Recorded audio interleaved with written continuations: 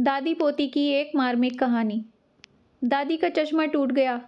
सिमी अपना होमवर्क छोड़कर मम्मी को बताने के लिए दौड़ी दौड़ी आई। मम्मी उस वक्त टीवी देख रही थी।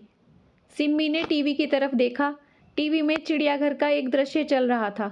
दो छोटे बच्चे लोहे के सींगचों के अंदर हाथ डालकर पिंजरे में बंद बंदरों को पत्थर मार रहे थे। चोट से बचने के लिए बंदर उछल कूद कर तो रहे थे, पर कुछ बंदरों को नुकीले पत्थर लगने के कारण खून भी निकल रहा था। एयर कंडीशनर रूम में भी मम्मी के माथे पर घबराहट के कारण पसीने की बूंदें थी और आंखों में आंसू। मम्मी सुन रही हो? दादी का चश्मा टूट गया। इस बार सिमी जोर से चिल्लाते हुए बोली। टूट गया तो कौन सी आफत आ गई? बन जाएगा नया। अभी मेरे डायलॉग मिस मत करवा। कहते हुए मम्मी वापस टीवी देखने लगी। सिमी सकपका गई। उसकी हिम्मत नहीं पड़ रही थी कि वह मम्मी से चश्मे के बारे में दोबारा बात करे। वह कमरे से बाहर निकल गई, पर मम्मी इतनी जोर से बोली थी कि दादी तक उनकी आवाज़ पहुंच गई थी। दादी ने देखा कि सिमी मुंह लटकाए हुए उनके पास आ रही थी। दादी कहते हुए सिमी ने उनको पकड़ लिया। दादी का गला भर्रा गया और उनकी आंखें भर आई। सिमी की हथेली पर 2 बूंद आंसू टपक गए। आप क्या चश्मे के लिए रो रही हो? सिमी ने दुखी होते हुए पूछा। दादी 10 साल की सिमी को भला क्या समझाती, इसलिए सिमी के सिर पर हाथ फेरते हुए रुंधे गले से बोली, मैं भला क्यों रोने लगी?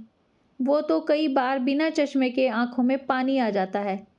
सिमी ने दादी के उदास चेहरे की तरफ देखा तो उसने अपनी नन्ही नन्ही हथेली से दादी के आंसू पोंछते हुए कहा, चश्मा टूटने के कारण आप रामायण भी नहीं पढ़ पाई।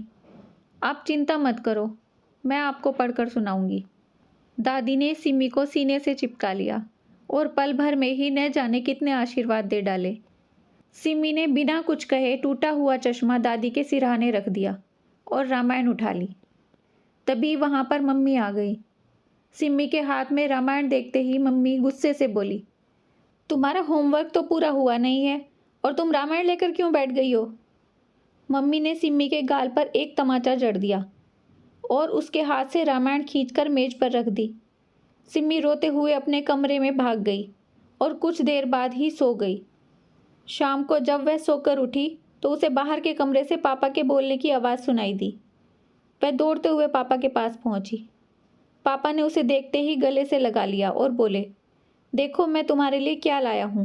सिमी ने देखा कि सोफे पर लाल रंग की एक बहुत सुंदर सी गुड़िया रखी हुई थी। सिमी खुशी से उछल पड़ी। गुड़िया को देखते ही सिमी अपना सारा दुख दर्द भूल गई और अपनी सहेलियों को दिखाने के लिए तीर की तरह घर से बाहर निकल गई। खेलने के बाद जब थोड़ी देर बाद वह लौटी तो मम्मी पापा किसी बात पर हंस रहे थे। मम्मी उसे देखते ही बोली, पता है तुम्हारे पापा हमें घुमाने के लिए तुम्हारी मनपसंद जगह शिमला ले जा रहे हैं। शिमला का नाम सुनते ही सिमी खुशी से उछल पड़ी और बोली, अरे वाह, वहाँ तो बहुत मज़ा आएगा। हम सब एक दूसरे पर बर्फ़ के गोले फेंक कर मारेंगे। मम्मी मुस्कुराते हुए बोली, अब चलो जल्दी से सब खाना खा लेते हैं, कल पैकिंग भी करनी है, हम परसों सुबह ही निकलेंगे। तभी सिमी को तुरंत ही दादी के चश्मे का ध्यान आया और वह बोली, पापा, दादी का चश्मा टूट गया है। अरे तो तुमने मुझे दिन में ही फ़ोन करके क्यों नहीं बताया? पापा ने कहा। सिमी ने मम्मी की ओर देखा। वह बिन कुछ बोले ही किचन में चली गई।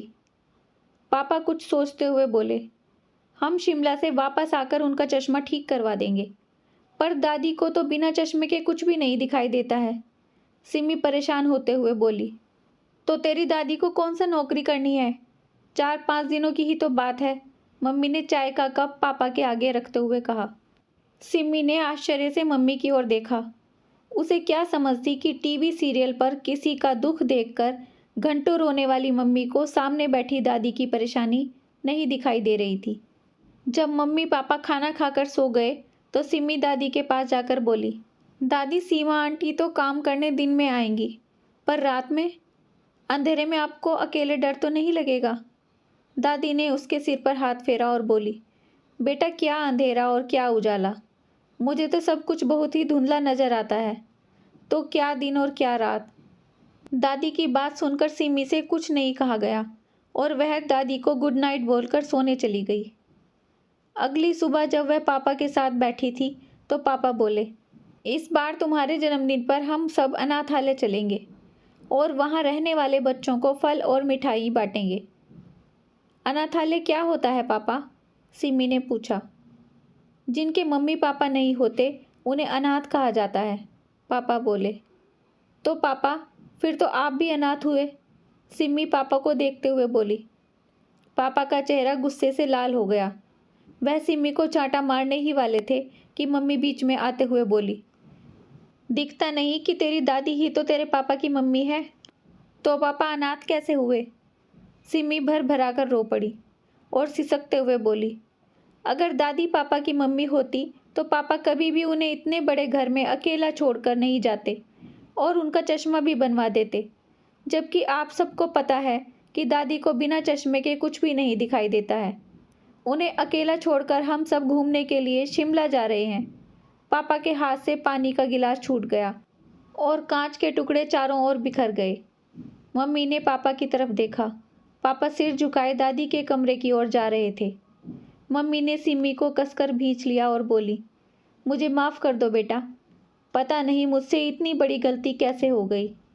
दादी के कमरे में पापा दादी की गोद में सिर रखकर बच्चों की तरह रो रहे थे और दादी उन्हें ढेरों आशीर्वाद देते हुए अपने आंसू पोंछ रही थी। दोस्तों, कैसी लगी ये कहानी आपको? अपने विचार कमेंट्स में ज़रूर बताइए। अगर अच्छी लगी है तो लाइक शेयर सब्सक्राइब करना मत भूलिए। अपना खूब सारा ध्यान रखिए, खुश रहिए, मुस्कुराते रहिए।